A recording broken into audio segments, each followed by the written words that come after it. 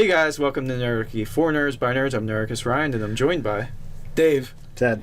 And today we're going to do a bard character build with a bard who plays people to death.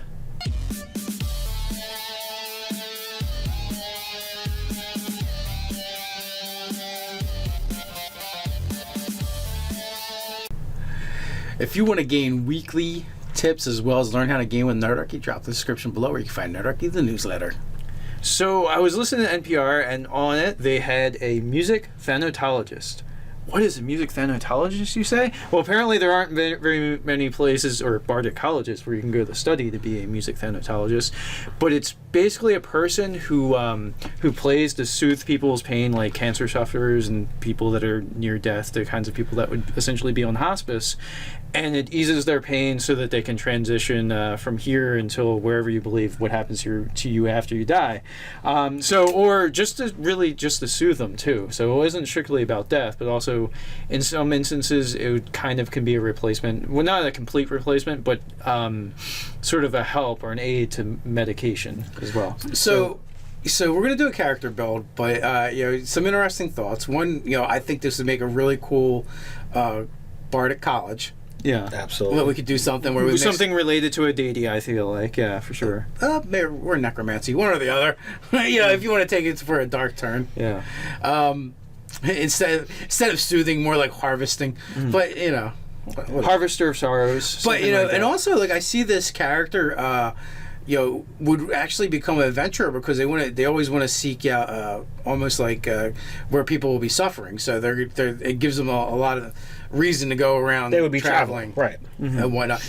But then what if they find themselves in situations, as adventurers often do, where they're confronted with violence and there's going to be violent ends, and at the end of the encounter, this character is always trying to soothe the falling monsters to the passing to the next world. Yeah, playing the harp. Yeah, the harp, the flute, drums, whatever it takes. Cymbals. It's basically like Animal from the Muppets. Cowbell. If you remember the way my ranger cleric Undead Hunter, he kind of sang things that were very similar in tune to this kind of style. Oh yeah, that's absolutely true.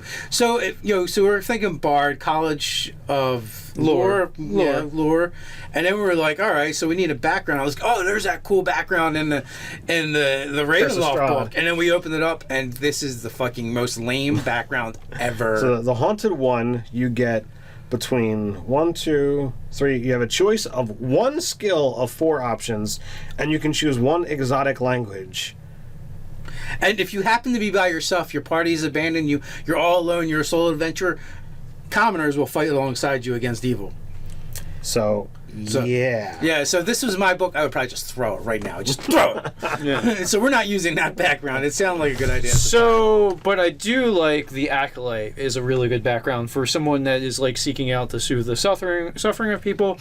And it might not be at first blush the most obvious would be the Entertainer for the bard, whereas taking Acolyte just gives it a different sort of feel. It gives them sort of that holy sense. So, and then with your spell selection, there's so many great healing word, cure light wounds, calm emotions. If you're going to go the very light side, I feel like the problem is that you don't get to soothe them into the next world. Though you're bringing them back. So we have a background, we have a class, we have the archetype. What race are we going with? I see this as kind of elven or half elven. Half elf is pretty solid bard. I mean, half elf does everything well, so it's a good. It's a good fallback. Mountain dwarf. Nothing is as soothing as having a mountain dwarf send you off into the next world. Yeah. I just don't see it. Sigh. So half elf it is. Yeah. Min-maxing munchins. It's the role-playing feel. I just don't see the mountain dwarf fitting this particular archetype. They fit every archetype. No, they're not the acolyte bard that's going to sing people to their deaths. Medium armor. The Lightfoot halfling too be pretty good.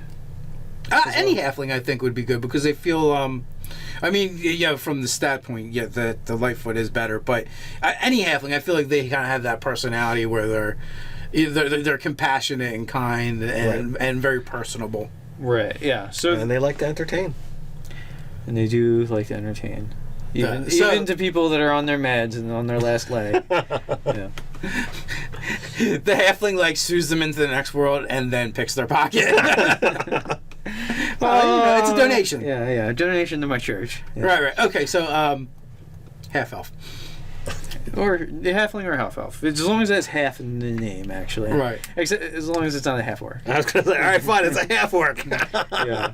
Perfect. They're doing CPR and it's like. Yeah. Oh man. So acolyte, half elf or halfling. Yeah. And then we kind of know the stat array, like, highest stat and charisma. Like, there isn't going to be any surprises. Probably the lowest stat is going to be strength. Yeah, I would say, you're looking at dex, wisdom, and charisma. Right, yeah, for sure. Maybe. I mean, Or intelligence. yeah, I think you could go mental heavy on this one. Mm-hmm. Because I feel like depending the route you go, like there might be some work you have to do in order to find these people to sue them in the next world. Like if that's your real calling, so intelligence might be helpful as well as the investigation skill. So I actually like the half elf as well, is because they are more skill based. Mm-hmm. Going with bard. You heard that? He says he likes the half elf. There you go. He's put the mountain dwarf below.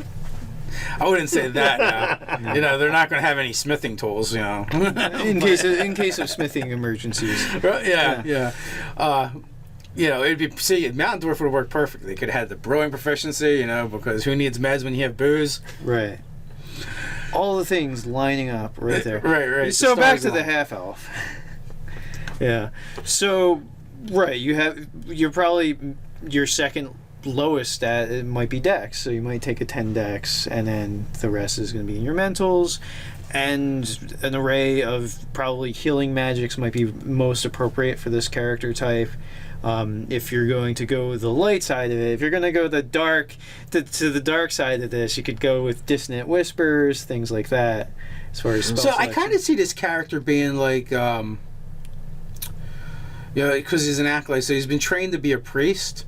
But along that journey, like he's found more attunement to people that are suffering, and feels like that's where where he can serve the greatest. And perhaps they're naturally inclined to perform and do play instruments or sing or whatever their thing is. Probably not oration for this character. Right. They talk you to death. Literally. And so the idea is like, where did the magic bard training come from? Like we could retweak it and be like, and maybe it's divine inspired, Right. Even though, because they know their spells, they don't learn them per se. Yeah, they're not studying out of a book. So I could definitely see this one being tweaked, even though it's arcane magic. We could say it's from a divine source. Yeah. Right. And basically this is the path that their deity has laid out for them. I could definitely, like, if you're talking like Forgotten Realms, definitely like an Ilmater type god seems to work really well. You could say that, like, you're the first of this of this order. Perhaps you were serving as an acolyte. You watch someone die, painfully over the course of a long period of time. You were, perhaps you were their caretaker. You spent time with them, and maybe you found through your singing and playing of the whatever instrument you play, cowbell, you were able to offer them some comfort. And you wanted to take that out to the world. The interesting thing about the bard is they do get quite a few stereotypically divine spells, like Healing Word and Cure Wounds and Calm Emotions. Like they get a good amount of clericy sort of spells, so it's not far fetched to say that their music is divine inspired as opposed to the arcane. So fine by me. Sold. So what do you guys think about this?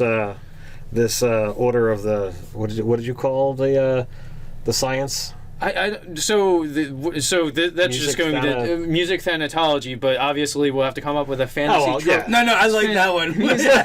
Just use it. Yeah. So who would have thought that we would have taught you about a new sciencey term? So what do you think? Put your comments down below. While you're at it, like, share, even subscribe. Or you can check us out over on Twitter. You can Patreon us in a good way on Patreon. So until next time, stay nerdy. nerdy.